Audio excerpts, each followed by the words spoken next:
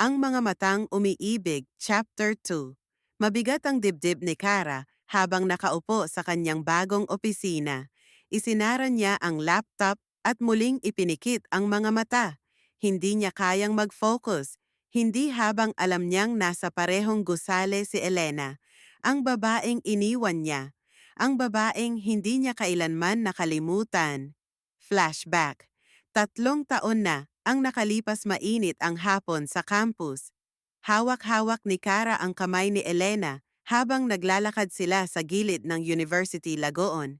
Tumatawa si Elena, palaging masayahin, palaging makulit. Pagkatapos ng graduation, bulong ni Elena, sabay tayong lilipad.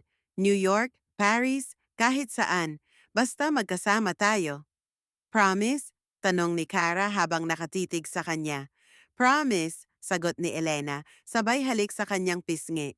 Ngunit ilang buwan matapos ang graduation, isang sulat lang ang iniwan ni Kara at isang pangakong hindi tinupad. Kasalukuyan isang katok ang gumising kay Kara mula sa alaala. Pagbukas ng pinto, si Lara, ang HR assistant. Maganda, maaliwalas ang mukha at sobrang palakaibigan. Ipinakilala na ito kay Kara kahapon at halatang interesado agad sa kanya. Hi Kara, lunch tayo? Alok ni Lara, sabay kindat. Ngumiti si Kara, pilit. Sure, I could use a break, sagot niya. Sa cafeteria tahimik silang kumakain, pero naramdaman agad ni Kara ang mapanuring tingin na parang sinusunog ang kanyang batok. Paglingon niya, si Elena.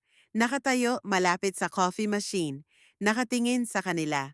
Mapakla ang titig, parang sinisiyasat si Lara mula ulo hanggang paa.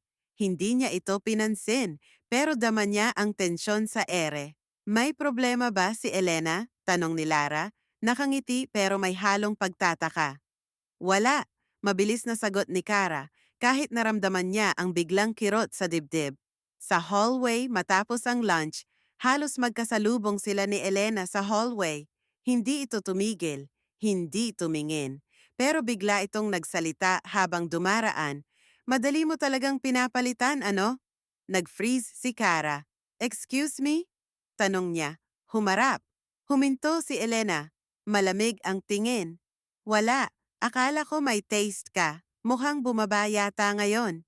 Parang sinampal si Kara ng mga salita. Gusto niyang sumagot pero hindi niya alam kung sa galit o sa guilt. Gusto niyang sabihin kay Elena na walang kahit sino ang nakapalit sa kanya. Dahil wala naman talaga. Pero hindi niya sinabi. Dahil parang wala na siyang karapatang magsalita. Sa loob ng elevator. Sa huling oras ng araw, nagkataong muli silang nagkasabay. Tahimik ulit. Pero sa pagkakataong ito, si Kara ang naunang nagsalita.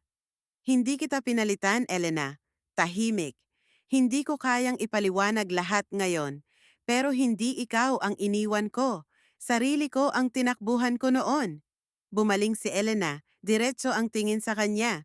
Sayang, Kara, kasi kung totoong ako lang ang hindi mo iniwan, baka ikaw pa rin ang hawak ko ngayon.